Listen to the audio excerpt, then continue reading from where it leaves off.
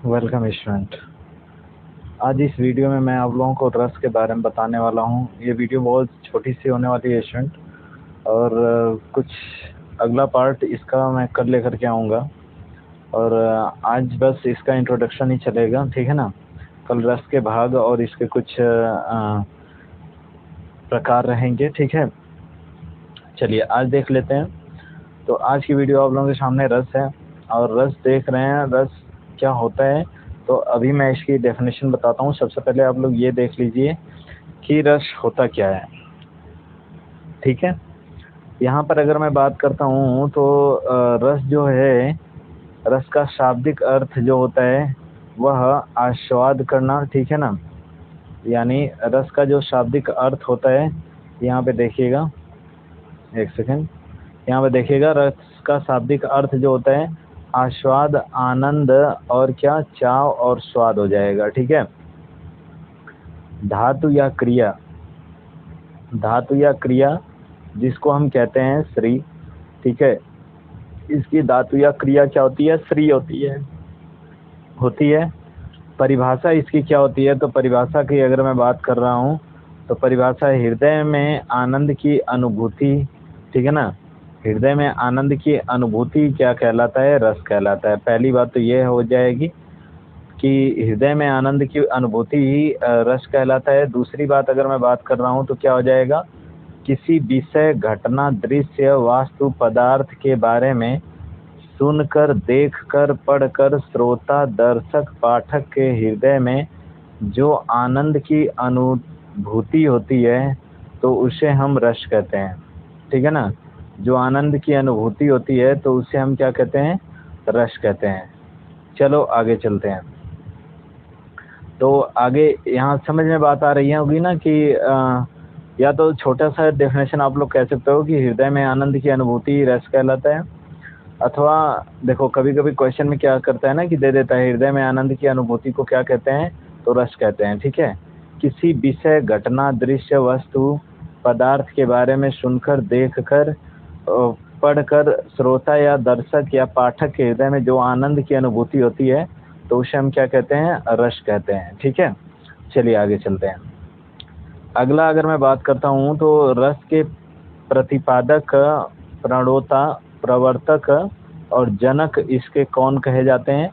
तो यहाँ से ये थोड़ा सा देख लीजिएगा। इसके जनक जो हैं वह आचार्य भरत मुनि को कहा गया है, ठीक है ना। इनके जो जनक है आचार्य भरत मुनि को कहा गया है। रस से संबंधित पुस्तक, काव्य और ग्रंथ क्या होती है?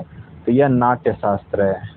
नाट्य शास्त्र का मतलब देखो, नाट्य शास्त्र का मतलब जानते हो ना। नाट्य शास्त्र का मतलब होता है जैसे मूवी आप देख रहे हो, मूवी में कौन सा हीरो कौन सी प्रदर्शन कर रहा है। देखो एक ही मूवी में आपको बहुत सारी भाव देखने के लिए मिलेगा। एक ही मूवी को देख करके आप परेशान भी हो जाते हो, एक ही मूवी को देख करके आप रोने भी लगते हो, ऐसा दृश्य दिखता है तो, ठीक है ना। और एक ही मूवी को देख करके एक ही मूवी में मार धाड़ भी दिखाई देता है, ठीक है ना। और एक ही मूवी में कुछ ऐसा सीन रहता है जिसके वजह से हम लोग क्या हो जाते हैं? खुश भी हो जाते हैं। तो यह क्या हो जाता है? इसका नाट्य शास्त्र होता है, ठीक है ना। यानी नाट्य शास्त्र का मतलब सारी चीज़ों का मेल ही क्या कहलाता है? नाट्य शास्त्र होता है, ठीक है ना। कभी किसी पुस्तक को पढ़ करके हमारे मन में वैसा भाव आ जाना, ठीक है ना, तो यह नाट्य शास्त्र के अंतर्गत आता है, ठीक है। नाट्य शास्त्र का मतलब ही हो जाता है कि सारी की सारी चीज़ें, ठीक है ना, सारी की सारी चीज़ें हो जाएंगी। जैसे इसी में आपका आनंद भी आएगा, इसी में आपको रोना भी आएगा, और इसी में आपको मतलब कि लड़ाई झगड़े भी देखने के लिए मिलेंगे, ठीक है। तो ये सारी चीज़ें क्या होती हैं? नाट्य शास्त्र के अंतर्गत आती हैं, ठीक है। अब बात आती है, देखो यहाँ पर दिया है उपाधि। तो इसकी उपाधि पंचम वेद में देखने के लिए मिलती है, ठीक है ना। बहुत सारे वेद हैं, सारे वेद में थोड़ी बहुत देखने के लिए मिल जाती है, लेकिन पंचम वेद में इसका बहुत ही ज़्यादा भाव देखने के लिए मिल जाता है, ठीक है। यहाँ पे एक चीज़ और समझिएगा स्टूडेंट कि यहाँ पर रस सूत्र जो होते हैं, रस सूत्र, वह विभाव होता है, अनुभाव होता है, व्यभिचारी भाव होता है, संयोगात होता है और रस निष्पत्ति होता है, यानी रस की उत्पत्ति कहाँ से हुई है। ठीक है ना। अब एक बात और आ जाती है, रस के तत्व। देखो, रस के समानता अगर मैं बात करता हूँ ना, तो इसके तीन तत्व होते हैं, अवयव, तीन तत्व या अवयव होते हैं, विभाव, अनुभाव, व्यभिचारी भाव। ठीक है ना। विभाव, अनुभाव और व्यभिचारी भाव, इसके तीन तत्व होते हैं। ठीक है ना। और केवल अगर रस के तत्व की बात अगर की जाए ना, तो वह कितने होते हैं, 4 प्रकार के होते हैं। यानी केवल और केवल अगर रस के तत्व की बात की जाती है तो वह 4 प्रकार के होते हैं। ठीक है। जैसे यहाँ पर अगर मैं बात करता हूँ तो पहला क्या हो जाएगा, तो पहला आप लोगों के सामने है विभाव। देखो, पहला विभाव हो जाएगा, दूसरा अनुभाव हो जाएगा, तीसरा संचारी भाव हो जाएगा, चौथा अस्थाई भाव इसका हो जाएगा। ठीक है ना। अब चलिएगा एक चीज आप लोगों को बताता हूँ आप लोगों के सामने। ठीक है, देखिएगा यहाँ पर अगर मैं बात करता हूँ ना, तो विभाव के कितने भाग होते हैं, तो विभाव के यहाँ पर अगर मैं बात करता हूँ तो विभाव के 11 भाग होते हैं। ठीक है ना। विभाव के कितने भाग होते हैं, तो विभाव के 11 भाग होते हैं। ठीक है। विभाव के कितने भाग, तो 11 भाग। अनुभाव के कितने भाग, तो 4 भाग होते हैं। और ये थोड़ी कंफ्यूजन है स्टूडेंट, ये शायद 2 तो होते हैं। अच्छा चलिए, यहाँ पर इसको मैं कल कंफर्म कर लूँगा विभाव को। ठीक है, यहाँ पे कंफर्म कर दूंगा कल। ठीक है। यहाँ अनुभाव के कितने, 4 भाग होते हैं। और संचारी भाव के कितने, तो 33 भाग होते हैं। ठीक है। और अस्थाई भाव के कितने, तो 9 भाग होते हैं। वाइज आप लोगों को इसी में बताऊंगा, इसी वीडियो में ट्रिक वाइज बताऊंगा कि कैसे रस को पहचान सकते हैं। देखते ही रस का 1 सेकंड में आंसर मिल जाएगा आप लोगों को। ठीक है ना। महज आप लोग देखोगे और तुरंत समझ में बातें आ जाएंगी कि कौन कौन से ये रस हैं। ठीक है। मतलब आपको पूरा अर्थ निकालने की आवश्यकता तक नहीं पड़ेगी। चलिए आगे चलते हैं और देखते हैं, टॉपिक पर आते हैं। यहाँ पर देखते हैं, सबसे पहले अगर मैं बात करता हूँ तो यहीं तक ला करके आप लोगों को छोड़ दिया था। ठीक है। सबसे पहले अगर मैं बात करता हूँ तो यहाँ पर रस क्या होता है, रस और अस्थाई भाव। रस और अस्थाई भाव इसके देख लेते हैं। तो पहला श्रृंगार रस है, और श्रृंगार रस का क्या होता है, अस्थाई भाव रति या प्रेम होते हैं।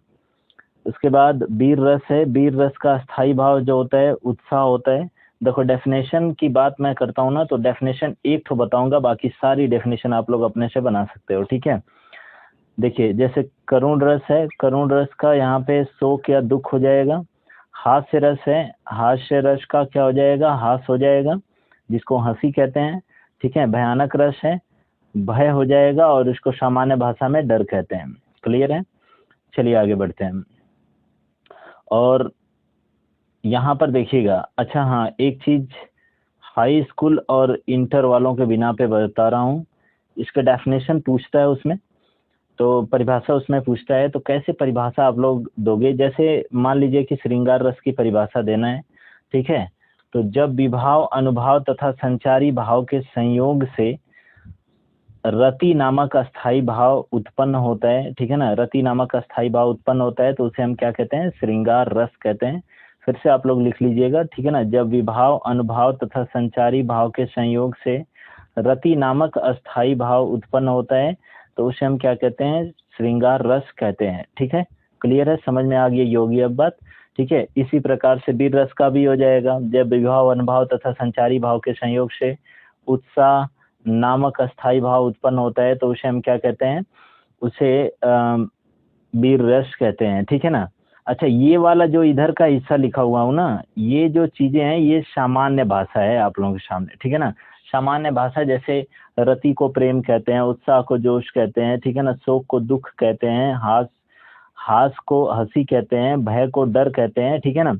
बाकी रस अगले वाले चैप्टर की बात कर रहा हूँ, अगले वाले इसमें पार्ट में बात कर रहा हूँ। तो यहाँ पर देखिएगा, यहाँ इतना हो गया, आगे चलते हैं। अगला देखिएगा, रौद्र रस आप लोगों के सामने है। रौद्र रस का क्या हो जाएगा, अस्थाई भाव क्रोध हो जाएगा। अगर हमको देखो अस्थाई भाव अगर याद हो ना तो खूब बढ़िया से आराम से बिल्कुल हम लोग चीजों को समझ सकते हैं, ठीक है। उसके बाद विभत्स रस का क्या हो जाएगा, जुगुप्सा हो जाएगा। अद्भुत रस का क्या हो जाएगा, विस्मय हो जाएगा। शांत रस का क्या हो जाएगा, निर्वेद हो जाएगा। क्लियर है, ठीक है। और डेफिनेशन परिभाषा कैसे बनानी है तो वो चीज मैंने आप लोगों के साथ डिस्कस कर दिया, ठीक है। अब देखिएगा विभाव, विभाव के कितने भाग होते हैं और सबसे पहले चीज विभाव क्या होता है। देखो विभाव जो होता है ना आपके मन में, मन मस्तिष्क में बिल्कुल अपना स्थान ग्रहण किए रहता है और केवल वह क्या चीजों को, वह अस्थाई भाव को उत्पन्न करता है। सारे अस्थाई भाव आपके अंदर होते हैं, सारे अस्थाई भाव जो होते हैं ना आपके अंदर ही पाए जाते हैं। वो कोई चीजें देख करके या किसी चीज से डर जाना, किसी चीज के प्रति प्रेम दिखाना, ठीक है ना, किसी से गुस्सा करना, क्रोध करना, जुगुप्सा, ग्लानि करना, ठीक है ना, और कभी आश्चर्य करना, कभी निर्वेद होना, ठीक है ना। तो ये क्या होता है, ये सारे के सारे भाव जो होते हैं ना विभाव के कारण ही उत्पन्न होते हैं। जैसे देखो विभाव के जो होते हैं दो भाग होते हैं, पहला आलंबन, दूसरा उद्दीपन। पहला आलंबन, दूसरा उद्दीपन। देखो आलंबन क्या है, अगर मैं मान लेता हूं कि आलंबक क्या है, शेर है, ठीक है ना, तो अगर उसका उद्दीपन क्या होगा, जंगल की स्थिति हो जाएगी कि जंगल कितना घना है, ठीक है। और शेर को देख करके अभी हम अगर मैं शेर को देख लूंगा आगे सामने तो क्या होगा, मेरे अंदर जो है भय हो जाएगा, ठीक है ना।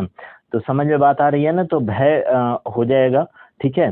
तो यह क्या है, कभी भी आलंबन को देख करके यानी विभाव के अनुसार ही हमारे अंदर अस्थाई भाव का उत्पन्न होना पाया जाता है, ठीक है। अब बात आती है अनुभाव। देखो अनुभाव का मतलब क्या होता है, देखो ये काव्यिक होते हैं। पहला ये, इसके भेद कितने होते हैं तो 4 होते हैं अनुभाव के। अगर क्वेश्चन करे कि अनुभाव के कितने भेद होते हैं तो 4 होते हैं, ठीक है। अच्छा इसमें काव्य का होना पाया जाता है, वाचिक यानी वार्तालाप का होना पाया जाता है, आहार्य, ठीक है ना। आहार्य मतलब कि कोई आपको आहार्य का मतलब ये हो जाएगा कि कोई साधन का होना पाया जाएगा, सात्विक, ठीक है ना। कुछ चीजें ऐसी पाएंगी जिनका कोई मोल नहीं होता है, ठीक है। तो ये 4 प्रकार के अनुभाव होते हैं, 4 प्रकार के क्या होते हैं, अनुभाव होते हैं। इसके बाद बात आ जाती है संचारी भाव की। देखिएगा बहुत ध्यान से देखते रहिएगा। संचारी भाव 33 प्रकार के होते हैं जो कि आपके खुद आपके अंदर विराजमान होते हैं। जैसे अगर मैं बात करता हूं तो निद्रा, देखो समय आने पर निद्रा आ जाती है, ठीक है। संतोष, असंतोष भी हो जाएगा, ठीक है ना। आलस्य, मूर्छा, ईर्ष्या, द्वेष, अहंकार, ठीक है ना, ये सारी चीजें जो है संचारी भाव के अंतर्गत आएंगी। क्लियर है, आई होप दैट कि क्लियर हो गया होगा आप लोगों को, ठीक है। और अगर वीडियो पसंद आ रही होगी तो वीडियो को लाइक जरूर कीजिएगा स्टूडेंट, ठीक है। चलिए आगे बढ़ते हैं और चैनल को सब्सक्राइब कर दीजिएगा अगर नए होंगे तो। आगे चलते हैं, अगला आप लोगों के सामने ये है, ठीक है, श्रृंगार रस। देखो श्रृंगार रस का अस्थाई भाव क्या होता है, रति होता है। और श्रृंगार रस को ही रसों का राजा कहा जाता है। श्रृंगार रस को ही रसों का क्या कहा जाता है, राजा कहा जाता है। देखो मैंने एक डिफिनेशन आप लोगों के सामने रखा हुआ है कि जब विभाव, अनुभाव तथा संचारी भाव के संयोग से, सहयोग नहीं सॉरी, ये संयोग होगा, यहाँ पर संयोग लिख लेना, ठीक है ना, ये गलती से मिसप्रिंट हो गया है, ठीक है। संयोग से रति नामक अस्थाई भाव उत्पन्न होते हैं तो उसे श्रृंगार रस कहते हैं। श्रृंगार रस के कितने भेद होते हैं तो श्रृंगार रस के 2 भेद होते हैं, ठीक है ना। कौन कौन से, तो यह संयोग श्रृंगार रस और वियोग श्रृंगार रस। देखो 2 भाव में ये प्रयोग किए जाते हैं श्रृंगार रस। देखो रति जो है ना अस्थाई भाव, वह 2 भाव में, 2 भाग में प्रयोग किया जाता है। एक तो संयोग श्रृंगार रस, ठीक है ना। संयोग श्रृंगार रस क्या होता है मैं बता रहा हूँ, ठीक है ना। वियोग श्रृंगार रस यानी बिछड़ने की भावना जब पाई जाती हो तब वियोग का वियोग श्रृंगार रस होता है। संयोग श्रृंगार रस जब मिलने की भावना पाई जाती है, तो यहाँ पे आप लोग लिख सकते हो कि एज अ ट्रिक करके कि यह मिलने के भाव को प्रदर्शित करेगा और यह यहाँ पर आपको क्या प्रदर्शित करेगा, यह बिछड़ने के भाव को प्रदर्शित करेगा, यह बिछड़ने के भाव को प्रदर्शित करेगा। यानी संयोग जो होगा वह मिलने के भाव को, वियोग जो होगा वह बिछड़ने के भाव को प्रदर्शित करेगा। संयोग श्रृंगार रस किसे कहते हैं, तो देखो ध्यान से समझना यहाँ पर, जहाँ पर एक प्राणी दूसरे प्राणी के संयोग अथवा मिलन, स्पर्श, वार्तालाप, भाव द्वारा अभिव्यक्ति प्रदर्शन करता हो। समझ में बात आई ना? यानी किसी के मिलने का भाव बेसिकली प्रदर्शित होता है, संयोग श्रृंगार रस होता है। और भी चीजें कहाँ कहाँ पर आती हैं, देखो नायक नायिका के प्रेम का वर्णन, जैसे में अगर एक पिक्चर चल रही है वहां पे हीरो हीरोइन जो होते हैं, ठीक है। आगे की बात करता हूँ तो यहाँ पे वस्तु, व्यक्ति, पदार्थ, जीव और इनके प्रति जो प्रेम का भाव उत्पन्न होता है तो वह क्या होता है। अब जैसे कोई महंगी वस्तु है, मान लो मोबाइल फोन है, ठीक है ना।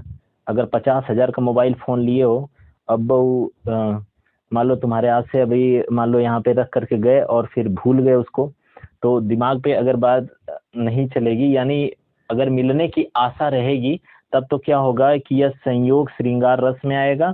और अगर एकदम बिल्कुल तरीके से ऐसा लगेगा, कोई मान लो तुम्हारी पॉकेट मार लिया, तो यह क्या आएगा, वियोग श्रृंगार रस में आएगा, ठीक है ना। तो यहाँ पे दो चीजों का होना पाया जाता है। प्रेम भी दो प्रकार के होते हैं। पहला क्या होता है, एक मिलने पर जैसे कोई रिश्तेदार वगैरह आ जाता है तो वो भी एक रति हमारी जो क्या होती है, उनके प्रति क्या होती है, रति का भाव होता है, ठीक है ना। रति नामक अस्थाई भाव उत्पन्न होता है। और वियोग जब वो जाने लगते हैं तो वहां पर वियोग नामक अस्थाई भाव होता है, ठीक है। मतलब वियोग श्रृंगार रस का भाव उत्पन्न होता है, ठीक है। चलिए अब आगे चलते हैं, अगला देखते हैं। तो अगला आप लोगों का, जैसे यहाँ पर एक एग्जाम्पल मैं ले लेता हूँ संयोग श्रृंगार रस का, ठीक है। बतरस लालच लाल की मुरली धरी लुकाए, सौहे करे भवनी कहे देन नटी जाए, ठीक है ना। देखो, बतरस लालच लाल की मुरली धरी लुकाए, ठीक है ना, सौहे करे भवनी कहे देन नटी जाए, ठीक है ना। यानी बतरस लालच लाल की मुरली धरी लुकाए, यानी मुरली को क्या करते हैं, चुरा लेते हैं, ठीक है ना। मुरली को चुरा लिया जाता है। तो यहाँ पर देखो, चुराने से अर्थ ये आया कि बाद में वह मतलब दिया जा सकता है पूरी तरीके से। अब कृष्ण की मुरली कोई पूरी तरीके से थोड़ा नहीं चुराता है, ठीक है। तो ये गोपियों द्वारा की गई शरारत है, अर्थात ये क्या हो जाएगा, यहाँ पर संयोग श्रृंगार रस हो जाएगा। क्या हो जाएगा, संयोग श्रृंगार रस हो जाएगा। रस से आपका आगे लेकर के चलूंगा क्लास, ठीक है। यहाँ पर देखिएगा, एक सेकेंड रुकिएगा।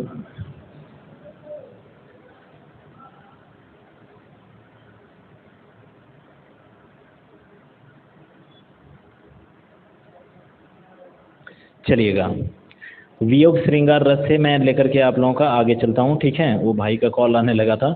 चलिए यहाँ पर देखते हैं। तो जहाँ पर किसी वस्तु, पदार्थ, प्राणी से कुछ समय के लिए अलगाव दिखाया जाए तो वहाँ पर क्या होता है, वहाँ पर वियोग श्रृंगार रस होता है। जहाँ नायक नायिका के विरह का वर्णन हो, ये वीरा नहीं विरह का वर्णन हो, तो उसे हम क्या कहते हैं, वहाँ पर भी वियोग श्रृंगार रस होता है। जहाँ आंसू तो हो परंतु खुशी के आंसू हो, तो यह भी क्या होता है, यह वियोग श्रृंगार रस होता है। अब यहाँ पर बात मैं आगे करता हूँ, देखिएगा। मधुबन, यहाँ पर जैसे एक एग्जाम्पल दिया हुआ है कि मधुबन तुम कहते रहते हरि, बिना श्याम सुंदर के तुम क्यों न जरे, ठीक है ना। तो देखो यहाँ पर मधुबन मतलब हो जाएगा, यहाँ पर देखो बगीचे से लगाया गया है, तो यह आपका क्या हो जाएगा, वियोग श्रृंगार रस हो जाएगा, ठीक है ना। क्योंकि गोपियाँ कह रही हैं श्री कृष्ण के बारे में, तो जाहिर सी बात है कि यह वियोग श्रृंगार रस हो जाएगा, ठीक है। और यहाँ पे जलने वाली बात भी कही गई है, तो यहाँ पर क्या हो जाएगा, वियोग श्रृंगार रस हो जाएगा। चलिए आगे बढ़ते हैं।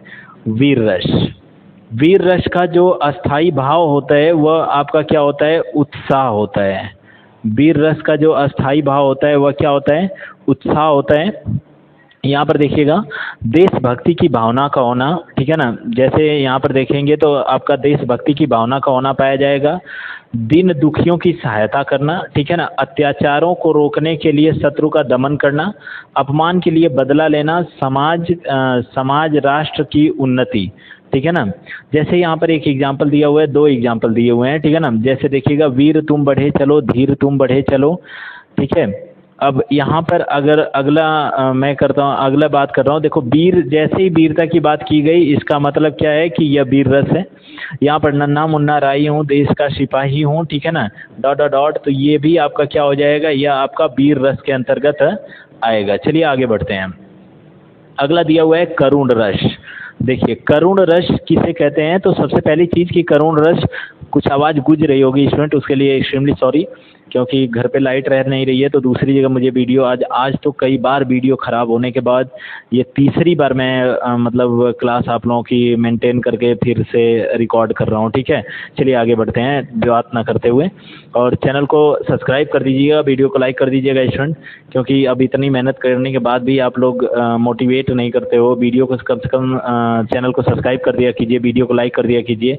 ठीक है, किसी प्रिय व्यक्ति, वस्तु, पदार्थ, प्राणी की क्षति या हानि होने के कारण, ठीक है ना, हानि होने के कारण हृदय में उत्पन्न शोक का भाव। देखो ध्यान से समझना, जैसे अगर कोई मान लो 40-50 हज़ार का मोबाइल है और वह गिर जाता है अगर आपके हाथ से छूट करके, तो यह क्या है, वह वस्तु की हानि हो रही है। अर्थात ये भी एक बात मैं आप लोगों को बता देता हूँ कि इसका शोक जो है यह क्या है, यह अस्थाई भाव है। तो आप लोग जानते हो कि डेफिनेशन कैसे बोलते हैं, पिछले क्लास में मैंने पढ़ा चुका हूँ, तो आप लोग वीडियो सेक्शन में जा करके चेक कर सकते हैं। लिंक डिस्क्रिप्शन में तो अभी नहीं डाल पा रहा हूँ, जल्दी वो भी कोशिश कर दिया जाएगा। आगे देखते हैं, जैसे दिया हुआ है कि अभी तो मुकुट बंधा था, माथ कल ही हुए हल्दी के हाथ, ठीक है ना, खुले बिना तेल बिना तेल आज के बोल, हाय रुक गया, ये शायद ना ये तेल नहीं होगा। ठीक है, आज के बोल, हाय रुक गया यही संसार। तो देखो यह हाय जो है ना, हाय अगर किसी वाक्य में आ रहा है, इसका मतलब कि क्या आ रहा है, शोक की भावना प्रदर्शित हो रही है। चलिए आगे चलते हैं। हास्य रस, यहाँ पर आगे देखते हैं हम लोग। हास्य रस का अस्थाई भाव क्या होता है, तो अस्थाई भाव इसका हास होता है। ठीक है, और किसी प्राणी की वेशभूषा, आकृति, क्रियाकलाप आदि को देखकर जो हमारे मन में हास नामक अस्थाई भाव उत्पन्न होता है, तो उसे हास्य रस कहते हैं। क्लियर है। जब धूमधाम से जाती है बारात किसी की सज धज कर, मन करता धक्का दे दूल्हे को धक्का देकर जा बैठो घोड़ी पर। ठीक है, सपने में ही उसकी शादी का होना पाया जाता है। तो ये देखो हंसी की भावना प्रतीत हो रही है कि नहीं, वो सपने में भी अपनी शादी को क्या करता है, देखते रहता है। ठीक है, तो ये क्या हो जाएगा, यह हास्य रस का उदाहरण हो जाएगा। क्लियर है। चलिए अगले टॉपिक पर चलते हैं। आई होप दैट, आशा नहीं पूरा विश्वास करता हूँ स्टूडेंट आप लोग बहुत बेहतरीन तरीके से समझ में आ रहा होगा। आगे चलते हैं। भयानक रस। भयानक रस क्या होता है, भयानक रस देखिएगा, भयानक रस इसका अस्थाई भाव क्या होता है, अस्थाई भाव इसका भय होता है। ठीक है ना, भयानक रस का अस्थाई भाव क्या होता है, भय होता है। किसी हिंसक प्राणी, जहरीले जीव जंतु, त्रासदी, बाढ़, भूकंप, सूखा, कोरोना आदि बड़ी आपदा, युद्ध की स्थिति आदि के कारण भय उत्पन्न होता है। ठीक है, तो क्या हो जाएगा, यह भयानक रस में आता है। ठीक है ना। अब इसके बाद अगर मैं बात आगे कर रहा हूँ, तो देखो जैसे दिया हुआ है कि यहाँ पर देखो कोई भी चीज़ अगर इनमें से आ रहा है ना, तो यह भयानक रस होगा।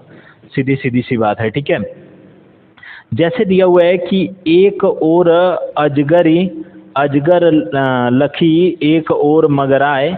देखो मगराय मतलब मगरमच्छ होता है, मगराय मतलब क्या होता है, मगरमच्छ होता है। और इस वीडियो में बिल्कुल ट्रिक से आप लोगों को पढ़ा रहा हूँ। ये सारी की सारी जो ऊपर है ये कोई डेफिनेशन नहीं है स्टूडेंट, या आप लोगों के सामने मैं ट्रिक पेश कर रहा हूँ कि इस ट्रिक को देख करके ना आप कभी भी भूलोगे नहीं। ठीक है ना। रस क्या होता है, रस देखो अपने अंदर की भावना ही क्या कहलाती है, रस कहलाती है।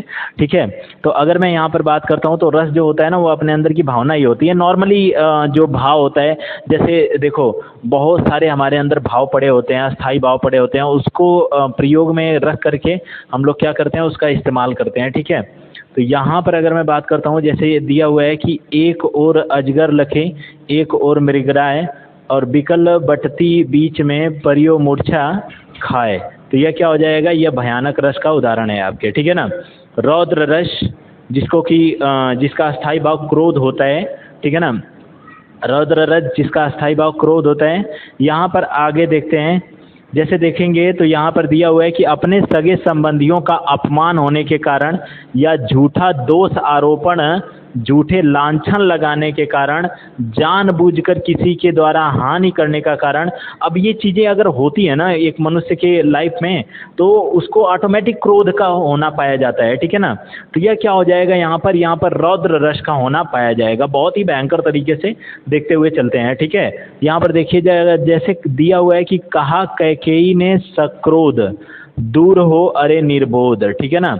तो देखो सक्रोध क्या मतलब ही हो जाता है क्रोध, और जैसे ही ये क्रोध का मिलना, क्रोध का होना पाया जा रहा है, तो हमें तुरंत पता चल गया कि यह क्या होगा, रौद्र रस होगा, क्योंकि क्रोध जो है वह रौद्र रस का क्या है, अस्थाई भाव होता है। वैसे भी अगर ये सारी भावनाएं आ रही है, देखो सगे संबंधियों का अपमान, ठीक है ना, झूठा दोष का आरोपण किसी के ऊपर, झूठा लांछन लगाना, जानबूझकर किसी की हानि करना, ठीक है ना। आगे देखते हैं, विभत्स रस जो होता है इसको जुगुप्सा कहते हैं, इसका अस्थाई भाव जुगुप्सा होता है। यहाँ पर देखेंगे तो यहाँ पर देखो विभत्स रस क्या होता है।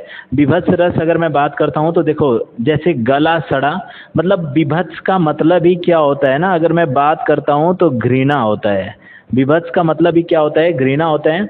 जैसे गला सड़ा, जला हुआ दृश्य, जीव जंतु वस्तु पदार्थों का वर्णन, खून हड्डी मांस मज्जा आदि का, ये मज्जा रहेगा, मजा नहीं रहेगा, ये मज्जा रहेगा, मज्जा आदि का वर्णन, ठीक है। तो यह क्या कहलाता है, विभत्स रस कहलाता है। चलिए नेक्स्ट आगे बढ़ते हैं, ठीक है ना।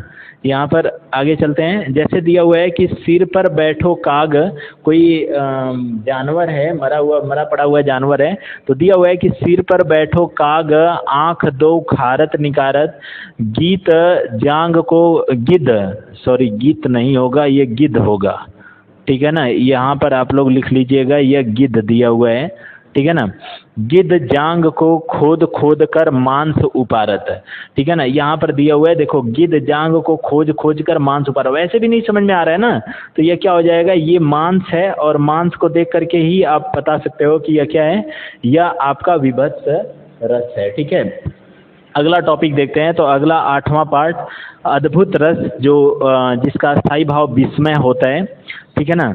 असंभव कार्य को संभव करके दिखाया जाता है इसमें, और कल्पना से परे की वस्तुएं, विषय वस्तु का वर्णन किया जाता है, चमत्कार का होना पाया जाता है, ठीक है। जैसे यहाँ पर दिया हुआ है कि आगे नदियाँ पड़ी अपार, ठीक है, घोड़ा कैसे जाए पार, राणा ने सोचा इस पार, तब तक घोड़ा था उस पार, ठीक है ना। देखो असंभव, एक बात और बता देता हूँ, यह अतिशयोक्ति अलंकार का होना पाया जाता है इसमें, यानी चीज़ों को बहुत बढ़ा चढ़ा करके कहना, ठीक है। अतिशयोक्ति अलंकार का होना पाया जाता है, यानी चीज़ों को बहुत बढ़ा चढ़ा करके कहना। अब यहाँ पर बात आ जाती है, देखो आखिरी और लास्ट आज का टॉपिक, ठीक है, शांत रस या निर्वेद, जिसका स्थायी भाव निर्वेद होता है, ठीक है। यहाँ पर आत्मा परमात्मा जीव प्रकृति के रहस्यों का वर्णन होता है, ठीक है ना। मोह माया के दूर, मतलब मोह माया से दूर जो ऋषि मुनियों तपस्वियों, ठीक है ना, तपस्विनियों के का बोध पाया जाता है। वस्तु पदार्थों से विरक्त का वर्णन पाया जाता है, ठीक है, यानी हर एक चीज़ को छोड़ा हुआ इंसान पाया जाता है। तो यहाँ पर क्या होता है, ये शांत रस होता है, मतलब कि जहाँ पर ऋषि मुनियों की बात की जाएगी ना, ऑटोमेटिक शांत रस का होना पाया जाएगा। तो आशा करता हूँ, पूरा विश्वास करता हूँ स्टूडेंट कि आप लोगों को ये वीडियो पसंद आई होगी, और वीडियो अगर पसंद आई होगी तो आप लोग चैनल को सब्सक्राइब कर दीजिएगा, वीडियो को लाइक कर दीजिएगा, और वीडियो को अपने यार दोस्तों के पास शेयर भी कर दिया कीजिए। और तब तक के लिए धन्यवाद स्टूडेंट, मिलते हैं नेक्स्ट वीडियो में कुछ नए टॉपिक के साथ। अब मैं नए टॉपिक का कुछ भी वो नहीं कर पाया हूँ कि मतलब क्या पढ़ाऊँगा, तो नए टॉपिक के साथ मिलते हैं, तब तक के लिए धन्यवाद, ठीक है। और जल्दी ही आप लोगों की हिंदी समाप्त हो जाएगी, अब मुझे भी ऐसा लग रहा है, बहुत सारे टॉपिक पढ़ा चुका हूँ, और जो लोग अगर वीडियो को नहीं देखे होंगे तो जा करके पिछली वीडियो आप लोग देख सकते हैं, बहुत सारी हिंदी की वीडियो पड़ी हुई है, पूरा हिंदी का क्लास पूरी तरीके से समाप्त है, ठीक है।